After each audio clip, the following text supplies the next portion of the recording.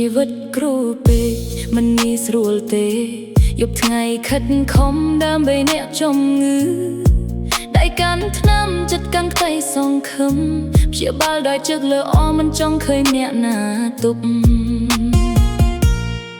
គ្រូពេទ្យខ្លះស្មោះត្រង់នឹងវិជ្ជា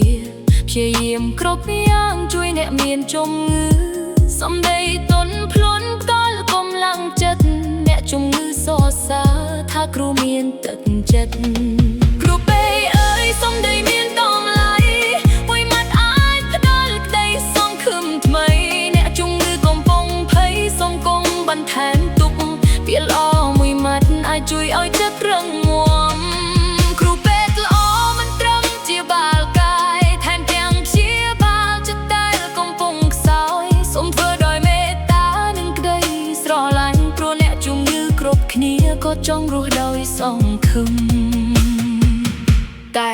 មានគ្រូពេទ្យខ្លះសំដីធួនពេកនិយាយឲ្យអ្នកជំងឺកាន់តែភ័យខ្លាចពេលកំពុងបារម្ភចិត្តកាន់តែបាក់ទឹកចិត្តពាក្យមួយម៉ាត់អាចធ្វើឲ្យពីបានទទួលយកមិនមែនគ្រប់គ្នាសុទ្ធតែដូចគ្នាទេមានអ្នកល្អច្រើនដែលខំជួយអ្នកជំងឺតែសូមចងចាំថាមនុស្សដែលកំពុងឈឺត្រូវការក្តីសង្ឃឹម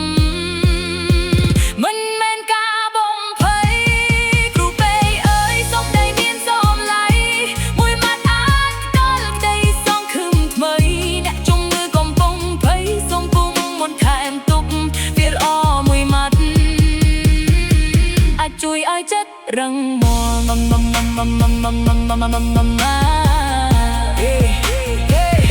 Yeah, people walk into the hospital carrying pain inside. Some are scared, some worry with no sleep at night. They put their trust in doctors, hoping for a way so every word you speak can change their whole day.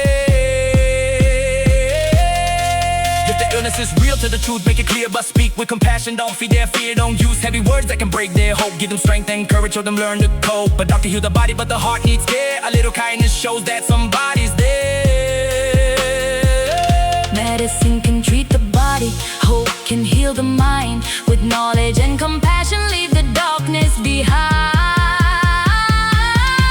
ជីវិតគ្រូពេទ្យមិនមែនងាយស្រួលតែការជួយមនុស្សគឺជាគុណដ៏ថ្លៃថ្លាសូមឲ្យគ្រូពេទ្យគ្រប់រូបមានចិត្តមេត្តាព្យាបាលអ្នកជំងឺដោយវិជ្ជានិងទឹកចិត្ត